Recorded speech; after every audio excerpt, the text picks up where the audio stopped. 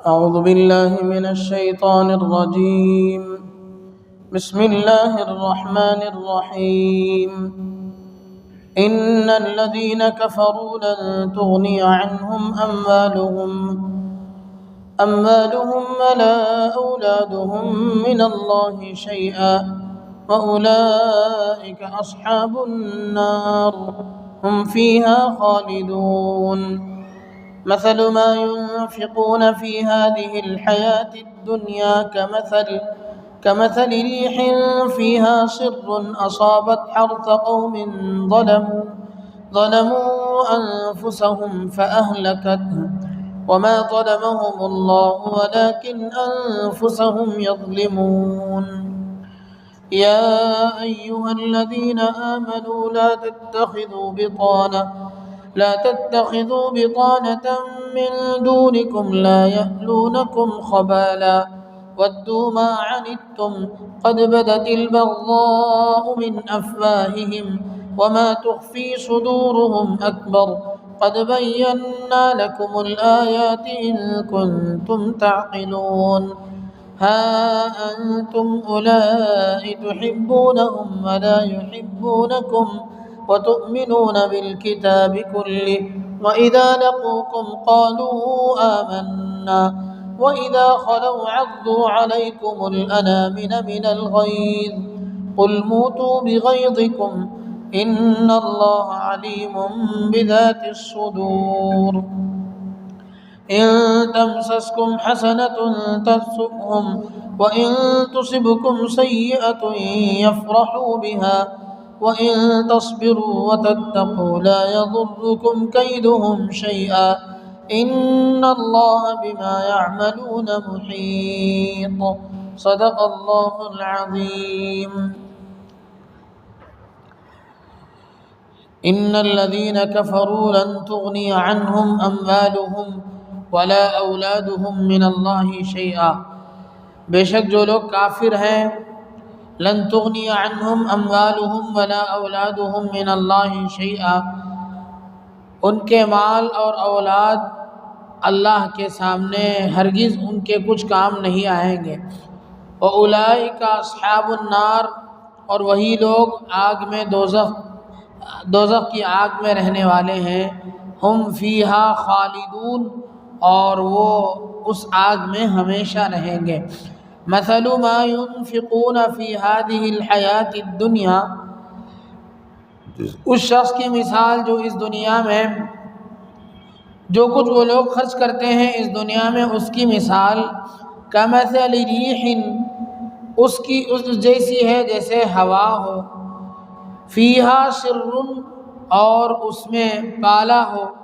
اصابت حرث قوم ظلموا انفسهم، وہ جا پہنچے اس قوم کی کھیتی کو جنہوں نے اپنے حق میں برا کیا تھا، فَأَهْلَكَتْهُ، پھر وہ اس کو نیست و نابود کر دے. وَمَا ظَلَمَهُمُ اللَّهُ وَلَكِنْ أَنفُسَهُمْ يَظْلِمُونَ، اور اللہ نے ان پر ظلم نہیں کیا بلکہ وہی خود اپنے اوپر ظلم کرنے والے ہیں. یا ایھا الذین آمنوا، اے ایمان والو، لا تتخذوا بطانة من دونکم، تم اپنے سوا کسی کو رازدار نہ بناؤ. لا یألونکم خبالا، وہ تمہیں نقصان پہنچانے میں کوئی کسر نہیں اٹھا رکھتے ہیں.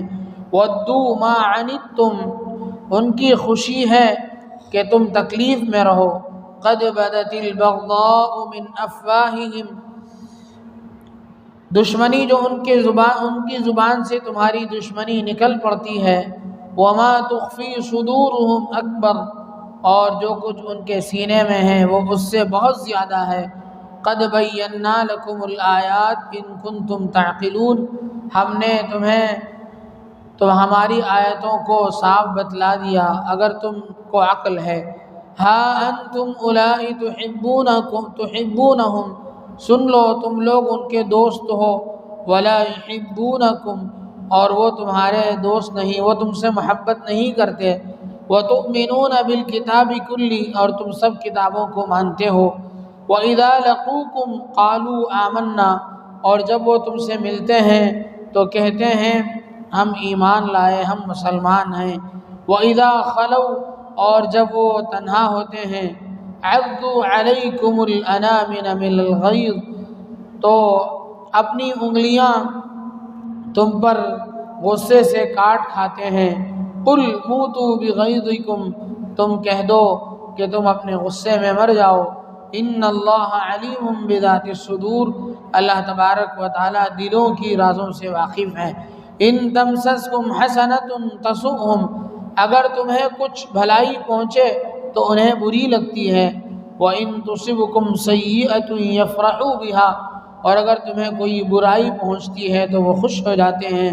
وَإِن تَصْبِرُوا وَتَتَّقُوا لَا يَضُرُّكُمْ كَيْدُهُمْ شَيْئًا اگر تم صبر کرو اور بچتے رہو گناہوں سے تو ان کا فریب تمہیں کوئی نقصان نہیں پہنچائے گا۔ ان اللہ بما یعملون محیط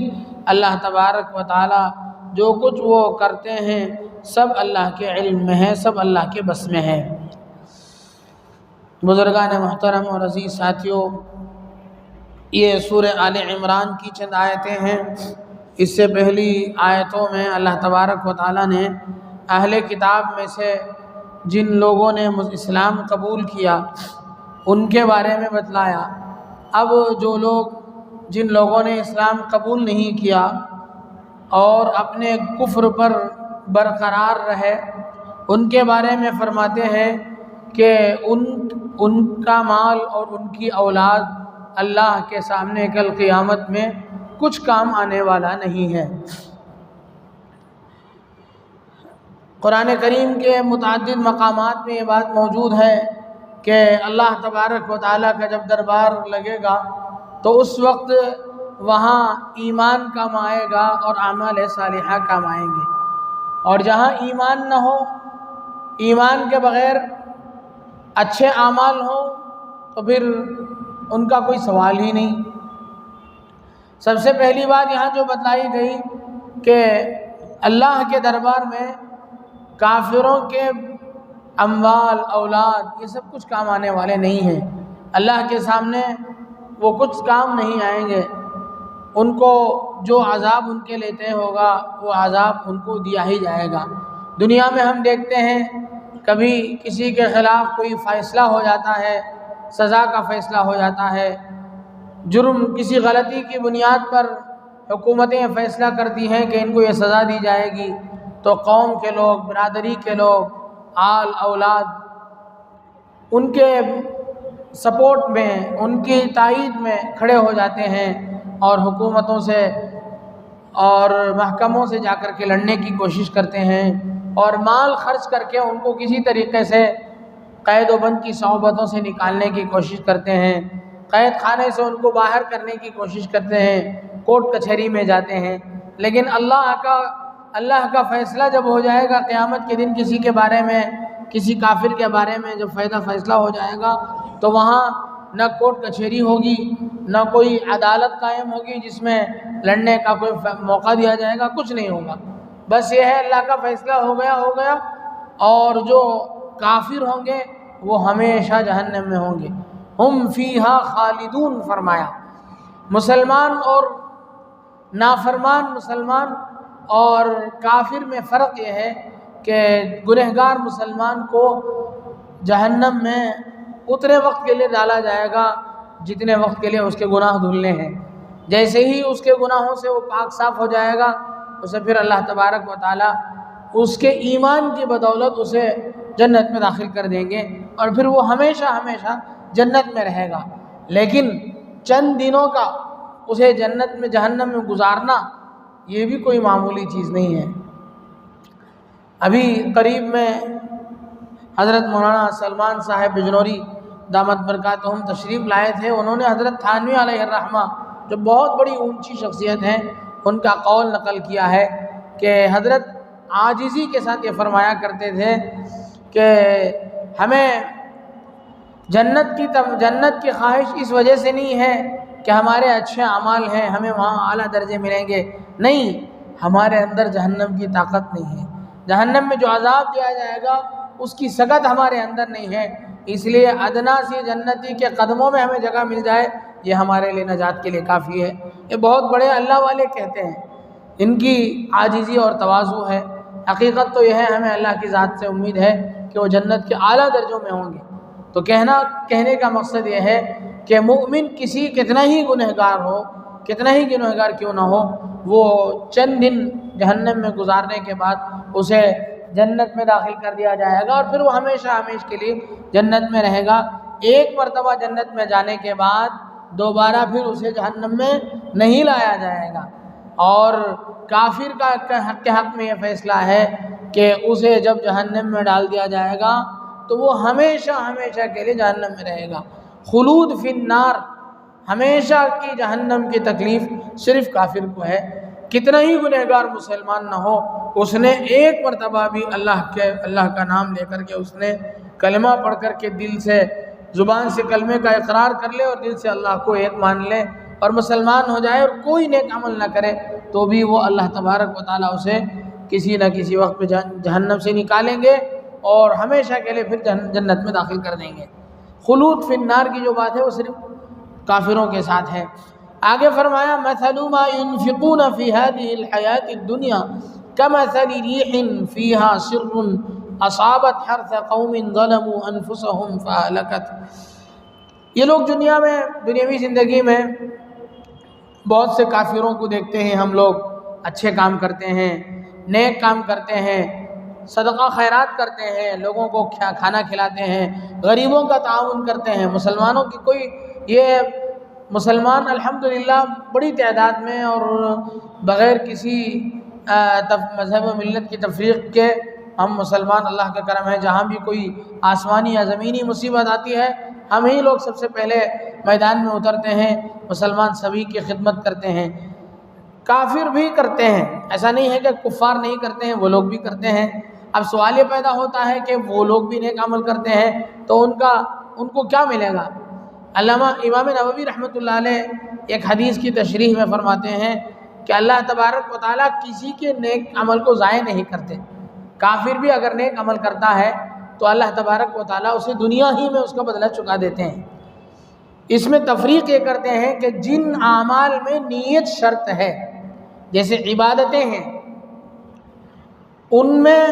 ان کے کرنے کا انہیں کوئی ثواب نہیں ملے گا۔ مثلا کوئی کافر نماز پڑھے، روزہ رکھے، حج تو نہیں کر سکتا ہے، یا زکوٰۃ کے طور پر کچھ مال دے، تو اس کا کوئی ان کو ثواب نہیں ملے گا جس میں نیت شرط ہے۔ اس کے علاوہ اس لیے کہ نیت کے لیے مسلمان ہونا ضروری ہے۔ نیت کسی کام کے صحیح ہونے کے لیے اگر نیت شرط ہے تو اس نیت کے ساتھ صحیح ہونے کے لیے آدمی کا مسلمان ہونا ضروری ہے۔ کافر کی نیت کا اسلام میں اعتبار نہیں ہے۔ اب جو کام نیت کے بغیر کیے جاتے ہیں، جن کے لیے نیت شرط نہیں ہے، جیسے کسی بھوکے کو کھلانا، پیاسے کو پانی پلانا، ننگے کو کپڑا پہنانا، اور بہت سارے کار خیر ہیں، کسی کو گھر بنا کے دینا، کچھ بھی کرنا، جتنے خیر کے کام ہیں اس میں نیت شرط نہیں ہے۔ نیت ہماری جتنی اونچی ہوگی اتنا ثواب اللہ تبارک و تعالیٰ ضرور عطا فرمائیں گے، لیکن اس میں نیت شرط نہیں ہے۔ ان چیزوں کا بدلہ اللہ تبارک و تعالیٰ کافروں کو عطا فرمائیں گے، لیکن اس کا بدلہ دنیا ہی میں دے دیں گے۔ آخرت میں ان کا کچھ نہیں ہوگا۔ آخرت میں کچھ بھی ہونے کے لیے ایمان شرط ہے۔ ایمان کی مثال جان کسی ہے اور اعمال کی مثال بدن کسی ہے۔ ہم کسی آدمی کو دیکھیں، انتہائی خوبصورت ہے، چہرے مہرے کا اچھا ہے، بدن بھی بہت طاقتور بدن سے معلوم ہوتا ہے، صحت مند لگتا ہے، لیکن اگر اس کے اندر جان نہ ہو تو پھر نہ اس کے ہاتھ کام آتے ہیں، نہ اس کے پیر کام آتے ہیں، نہ اس کی خوبصورتی کام آتی ہے، نہ اس کی جسامت، نہ اس کی فربہی، کچھ کام نہیں آنے والا ہے۔ ہاں اگر دبلا پتلا آدمی بھی ہے، کمزور ہے، نحیف ہے، کچھ بھی اس کے اندر طاقت نہیں ہے، لیکن جان ہے اس کے اندر، تو پھر وہ اس کا سارا بدن کسی نہ کسی کام کے ضرور ہوتا ہے۔ تو اسی طریقے سے ٹھیک ایمان کی مثال جان کسی ہے کہ اگر ایمان ہے تو سارے اعمال چاہے کم ہو چاہے زیادہ اللہ کے نزدیک وہ مقبول بھی ہوں گے اور قیامت کے دن ہمارے لیے کارآمد بھی ثابت ہوں گے۔ اگر ایمان نہیں ہے تو پھر ہمارے اعمال کا کوئی اعتبار نہیں۔ فرمایا مثل ما ينفقون في هذه الحیات الدنیا، جو لوگ ان لوگوں میں جو اس دنیا میں خرچ کرتے ہیں ان کی مثال ایسی ہے کمثل ریح، جیسے کوئی ہوا چل رہی ہو، فیہا سر، اس میں پالا ہو، پالا کہتے ہیں ٹھنڈی ہوا کا کچھ حصے کو، وہ کھیتی میں جب پڑتی ہے تو اس کھیتی کو اجاڑ دیتی ہے۔ سر اصابت حرث قوم ظلموا انفسهم، وہ پہنچے ایسے لوگوں کی کھیتی میں جنہوں نے اپنے اوپر ظلم کیا تھا، گناہ کیے تھے، فاہلکتہ، پھر اس کو ہلاک کر دے۔ وما ظلمهم اللہ ولکن انفسهم یظلمون، اللہ نے ان پر ظلم نہیں کیا، ان لوگوں نے خود اپنے اوپر ظلم کیا ہے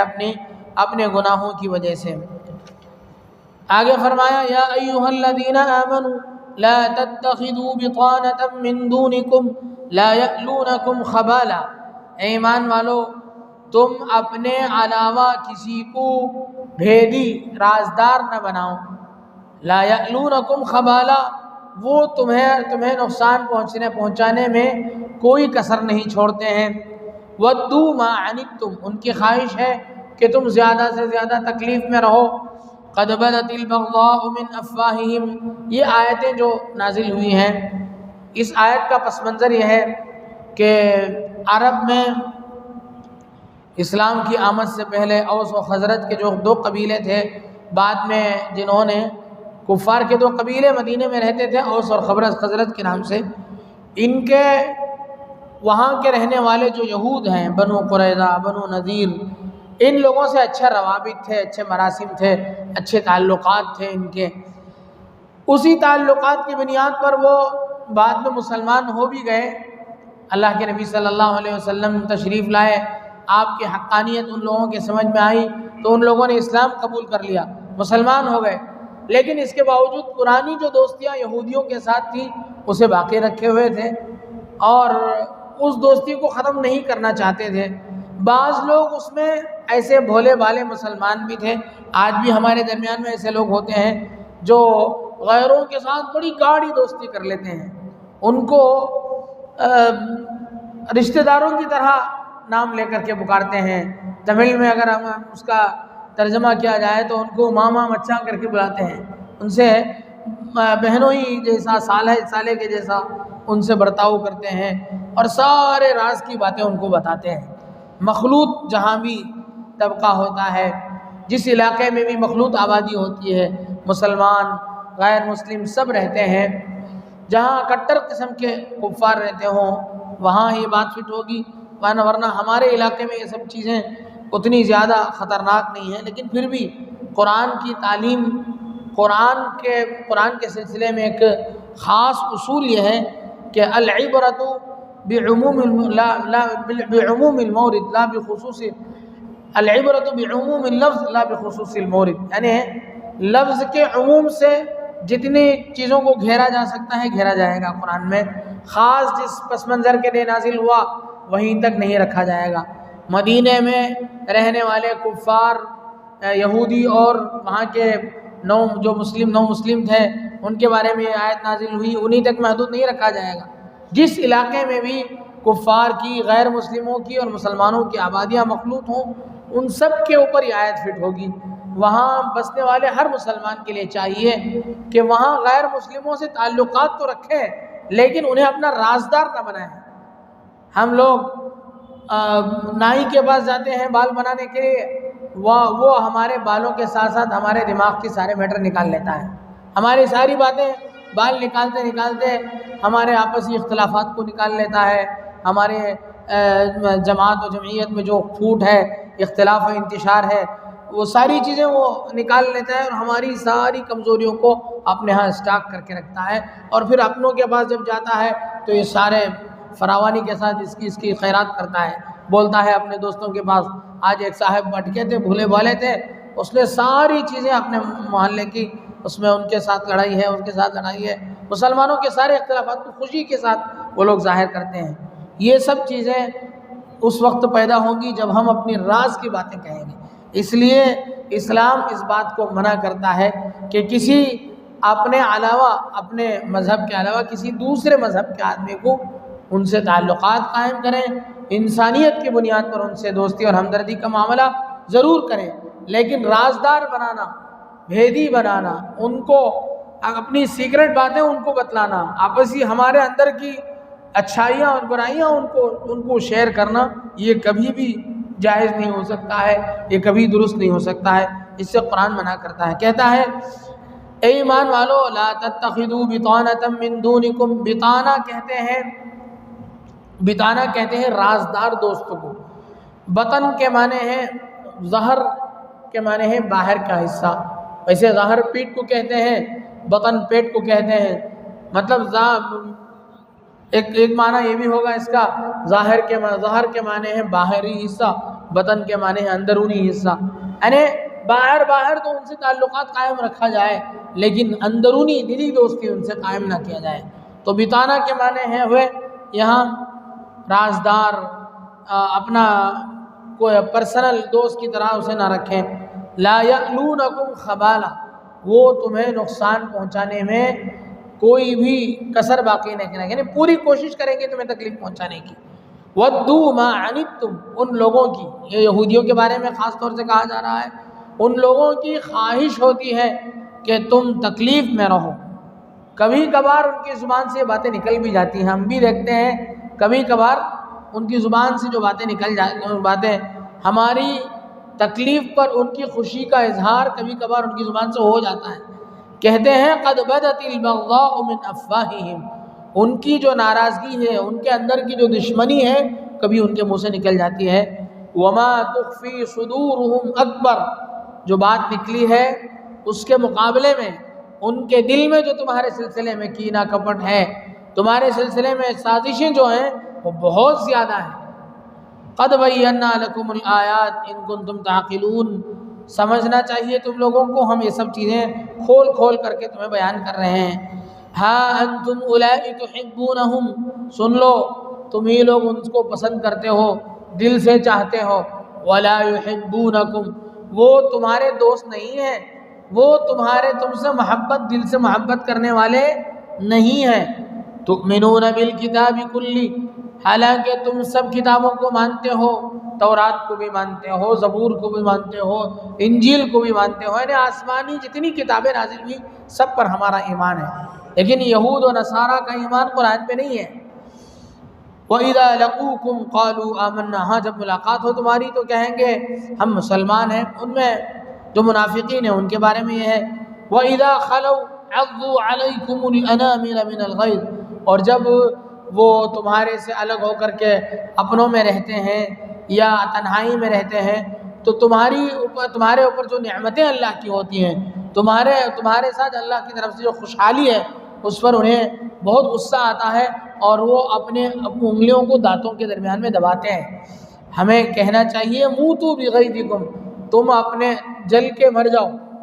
اس کا مطلب یہ ہوا موتوا بغیظکم، ان سے کہنا چاہیے مرو ایسے ہی جل کے، ان اللہ علیم بذات الصدور، اللہ تبارک و تعالی دلوں کی باتوں سے